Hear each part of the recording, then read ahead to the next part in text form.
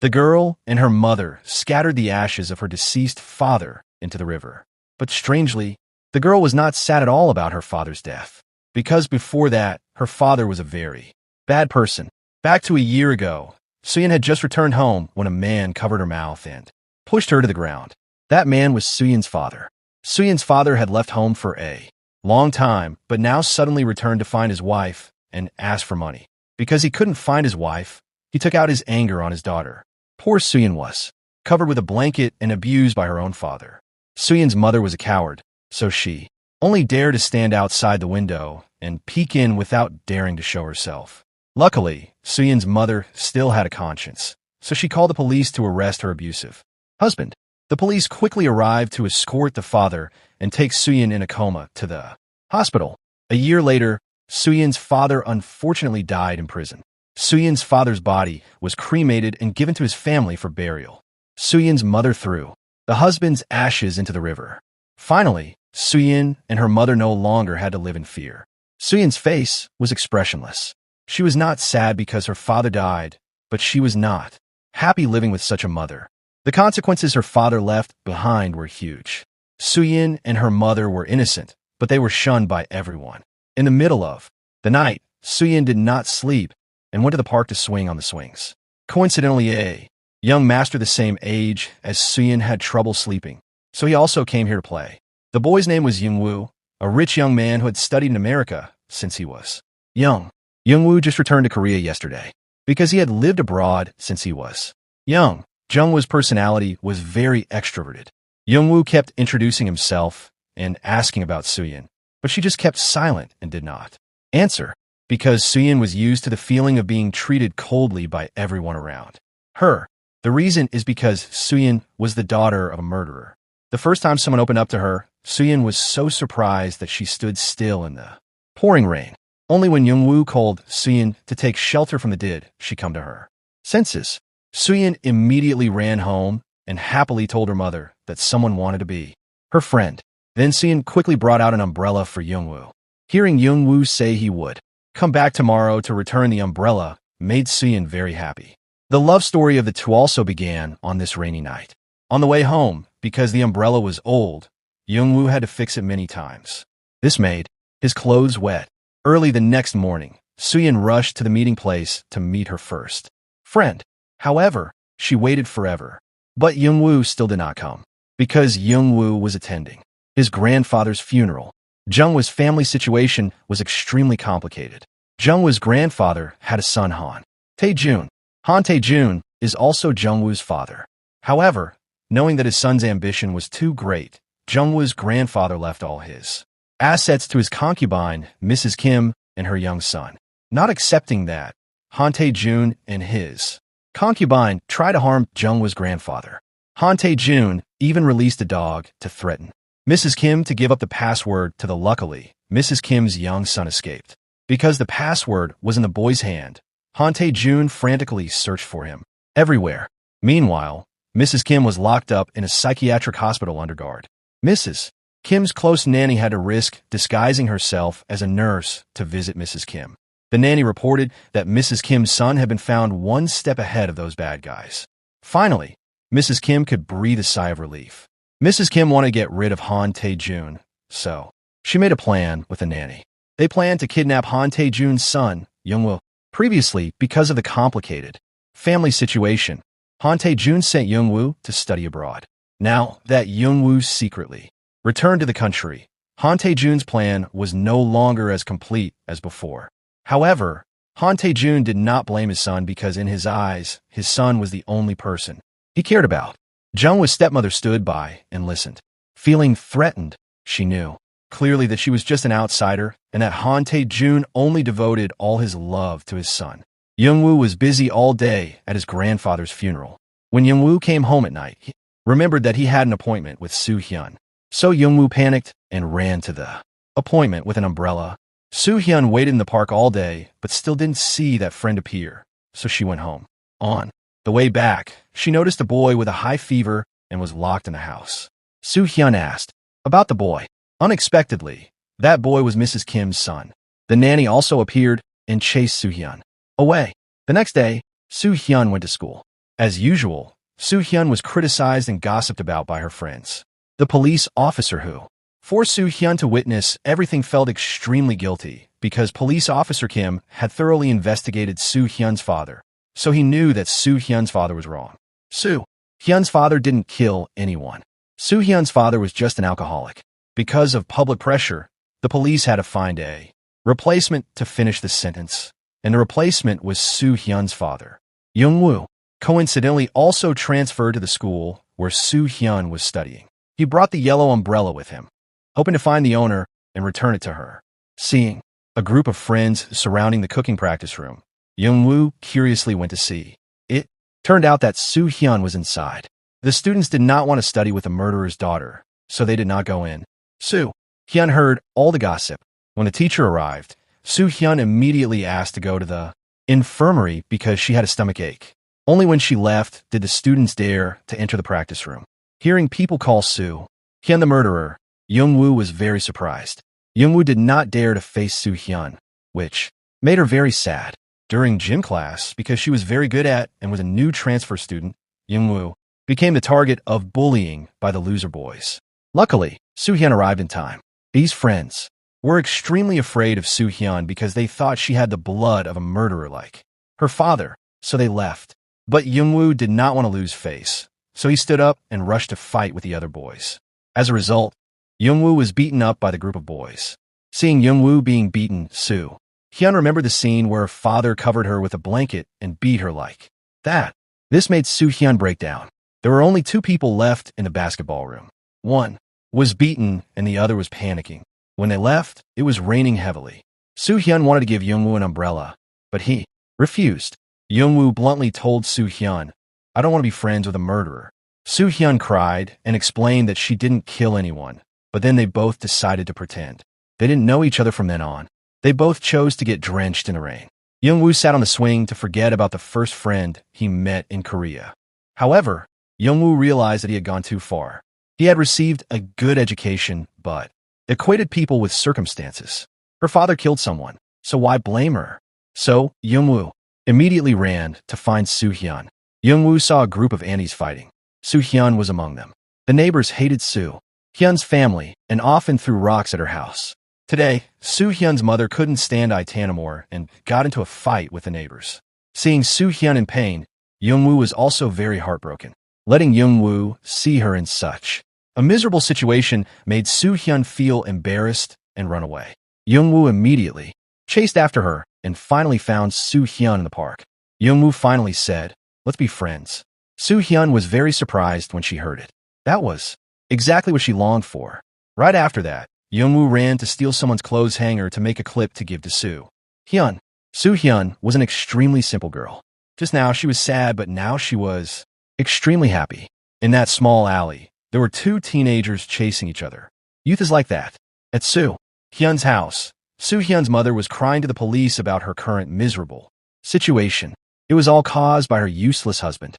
Police Kim immediately knelt down and apologized because he couldn't find a real culprit. Because of the mistake of the police Kim, Soo-hyun's family became like this. Soo-hyun's mother was shocked when she found out the truth, but it was better to kill that bad husband than to let him live and make the family suffer. The next day, Young-woo happily went to school. When Young-woo entered the classroom, he saw his friends painting Soo-hyun's seat. Young-woo angrily tried to stop them, but was punched. Soo-hyun also witnessed everything. When she arrived, when the homeroom teacher arrived, everything was resolved. Yesterday, they were friends, so today there was no need to pretend they didn't know each other. But because she didn't want to implicate Young-woo, Soo-hyun asked them not to play with each other at school. During lunch, the friends threw tissues at Soo-hyun, but she endured it. Soo-hyun took the trash can and picked up all the papers and threw them in. After picking up the papers, she conveniently returned the milk carton to the bully. Seeing Soo-hyun's cold face, he didn't dare to act rashly. Young-woo didn't care that he would be isolated by everyone and just openly played with Soo-hyun. That's why the two of them were dumped with trash from upstairs by the bad guys. Soo-hyun felt guilty for making Young-woo isolated like this. But Young-woo didn't care. Young-woo would rather have one friend than be friends with many bad guys that on their way home, the two of them walked together. When they reached the alley, the two of them saw the house where the boy was locked up on fire. They both ignored the danger and freed the boy. The boy escaped and immediately ran away, dropping the necklace containing the password. Inside, Youngwoo picked up the necklace. Soo-hyun and Youngwoo immediately took the boy to the hospital. At home, the nanny also received the news and was extremely panicked. At the same time, Youngwoo also called home to ask his father to come and help this boy. Youngwoo did not know that this boy was the person his father was looking for. Han Tae-jun, although not knowing the boy's identity, still sent someone to help his son. At the same time, the nanny was extremely anxious to go and check on the situation. But downstairs, the nanny had no choice but to jump over the fence and escape. When she arrived at the hospital, the nanny discovered Youngwoo. The nanny realized that Youngwoo was the person that Mrs. Kim wanted to kidnap to deal with Han Tae-jun. The necklace containing the key to open the safe containing billions of dollars in a Swiss bank that everyone wanted to fight over was in Soo-hyun's hands. When the boy woke up, Soo-hyun returned the necklace to the boy. At this time, the nanny also arrived and took the boy into a taxi and left. Knowing that he had just been saved by the son of his enemy, the boy revealed an angry look. At the same time, at Soo-hyun's house, because she could no longer bear living in a bad reputation, Soo-hyun's mother dragged her to live at Police Kim's house. Feeling guilty for arresting the wrong person, Police Kim promised to find a new house for Soo-hyun and her mother. Unexpectedly, Soo-hyun's mother moved to Police Kim's house. This made Police Kim's daughter extremely upset. She misunderstood that her father wanted to marry a second wife. So she was extremely sad. Because Soo-hyun had moved, when Youngwoo arrived at the house, Soo-hyun was nowhere to be seen. He felt extremely uneasy. Luckily, Youngwoo met Soo-hyun at the park. The two happily sat on the swing. Because they considered each other friends, Soo-hyun told Youngwoo the secret about the long scar on her foot. It was left from running away from her father when she was chasing and beating. Youngwoo was heartbroken and put his hand on it to prove that he didn't hate it. Youngwoo also hoped that Soo-hyun wouldn't be so self-conscious anymore. While the two were talking, the daughter of Police Officer Kim came to taunt them. But when she saw Jungwoo's bright smile, she was embarrassed and ran away. The next day, Soo-hyun and Youngwoo went to school together and then went home together. The two didn't know that they were being followed by the nanny. On the bus, Youngwoo playfully tilted his head to look at Soo-hyun, who was sleeping soundly. The bus suddenly stopped suddenly. By inertia, Soo-hyun accidentally touched lips with Youngwoo. The teenage kiss made Jungwoo's heart beat wildly. On the way home, Youngwoo was still excited. Youngwoo didn't dare to look straight at Soo-hyun, so he pushed her forward. Seeing the street lights flickering, Youngwoo gallantly wanted to fix it. Standing close to the two of them, a very strange feeling arose. Just then, Police Kim came home from work. Seeing a young man standing near Soo-hyun, Police Kim immediately pinched Jungwoo's ear, like a father protecting his daughter. After knowing everything, Police Kim took Youngwoo to his house for dinner. Police Kim is a good person. He is willing to take care of Soo-hyun and her mother. He also treats Soo-hyun like his own daughter. Police Kim even bought Soo-hyun and his daughter the same coat. During the meal, Youngwoo kept looking at Soo-hyun and smiling. This made Police Kim pinch his ear again. After the meal, Police Kim personally taught Youngwoo some self-defense moves. Soo-hyun and Police Kim's daughter sat and talked together. Police Kim's daughter gradually accepted Soo-hyun as a family member. The scene of the 5 people playing together looked like a happy family. Then, Officer Kim personally drove Youngwoo home. The two of them became close after just one night. However, Han Tae-jun looked down on Officer Kim, making Youngwoo extremely embarrassed in front of Officer Kim. But fortunately, Officer Kim didn't pay attention to that. Officer Kim urged Youngwoo to go inside the house quickly. Then, Officer Kim discovered a strange car parked in front of Jungwoo's house. Officer Kim was about to ask what happened when the car sped away. Fortunately, Officer Kim had recorded the license plate number.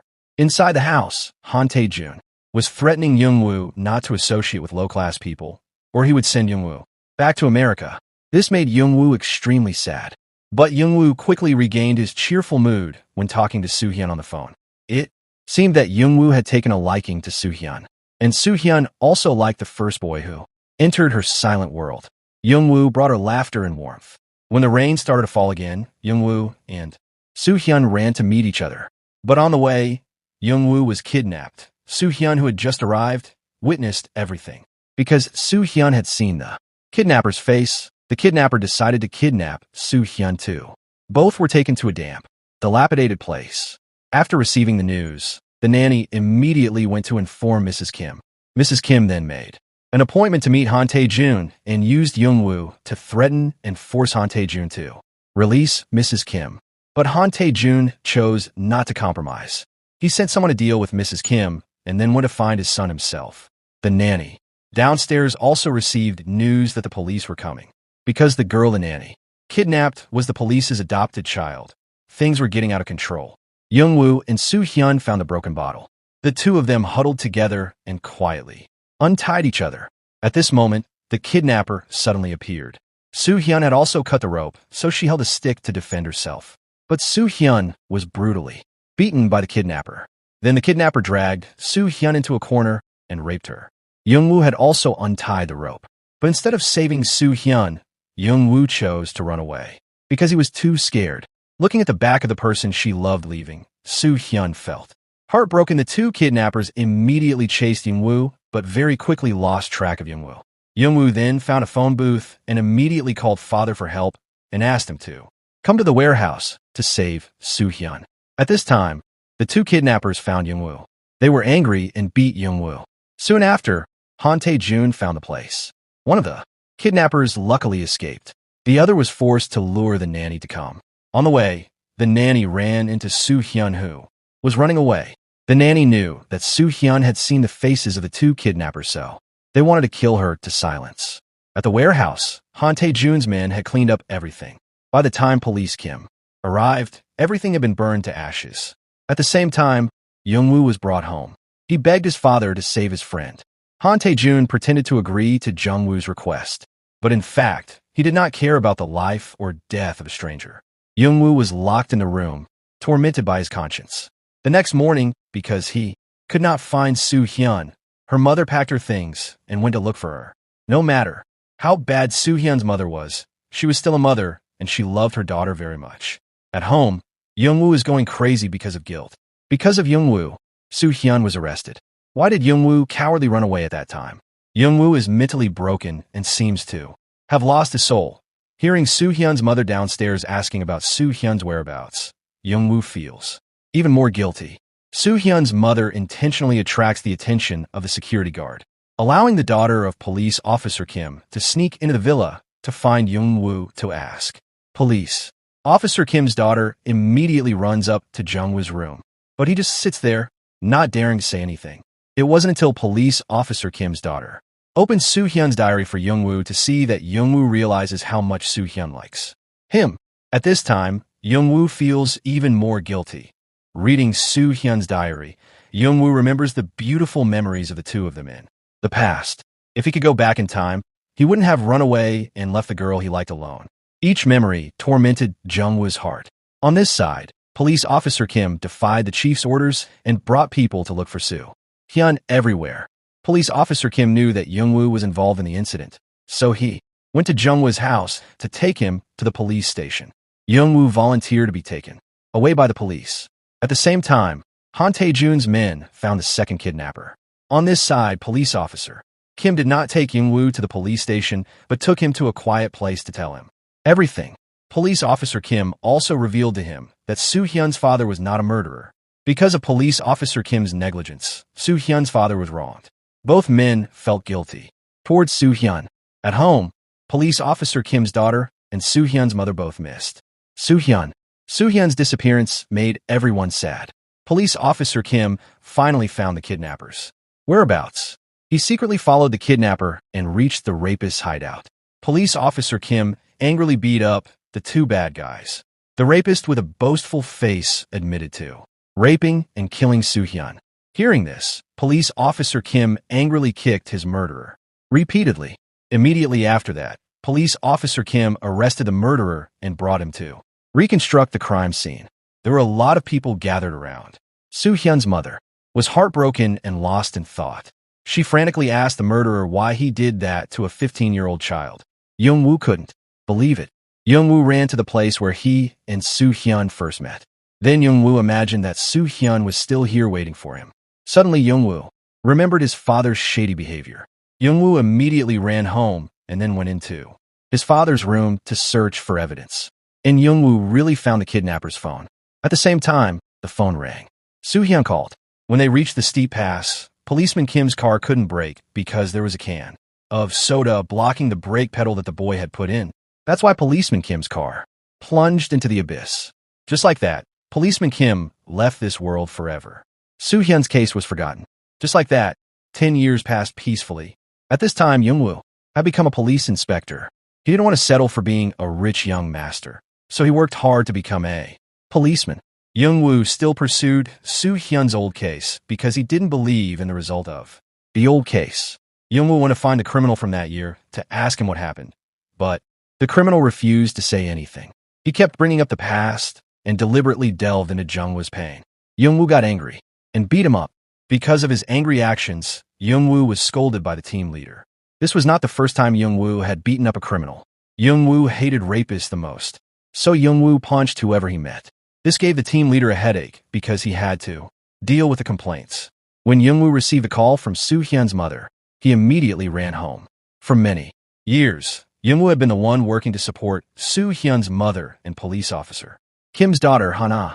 The family of three lived together in harmony and tried to forget the pain of losing their loved one in the past. Young-woo still couldn't forget Soo-hyun. Jung-woo's family was still as rich as ever. Jung-woo's younger sister has also grown up. However, Young-woo still chooses to live a life of poverty just because he feels he deserves it. In faraway America, Soo-hyun has now become a beautiful and strong fashion designer. The boy, Hong-jun, from back then, has also grown you. Seeing Hong-jun sleeping on the sofa, Soo-hyun also sits down to sleep next to him. But when Soo-hyun wakes up, Hyun-jun has already arrived in Seoul.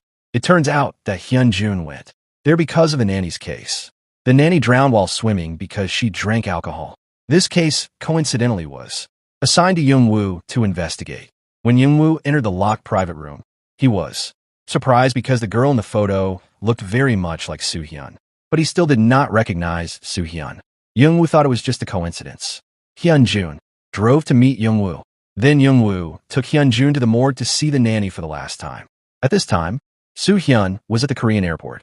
Because this was a land with many painful memories, Soo-hyun felt scared of everyone. Soo-hyun only trusted Hyun-jun, so she hired a taxi to take her straight to the villa in Seoul, where the nanny drowned. At the same time, Young-woo drove Hyun-jun back to the villa. When Young-woo drove away, he saw Soo-hyun standing outside the gate counting the rain. This scene reminded Young-woo of the girl he liked in the past who also had the habit of counting the rain like that. So he immediately ran after Soo-hyun. But 10 years have passed, and everyone's faces have changed. So Young-woo and Soo-hyun don't recognize each other. Then Soo-hyun enters the mansion. Hyun-jun was angry because Soo-hyun refused to fly back to France, but followed him to Seoul. Then Soo-hyun told the story of Young-woo suddenly running after her and staring at her. Hyun-jun heard that and immediately sensed danger. At this time, Young-woo ran into the sauna to calm down.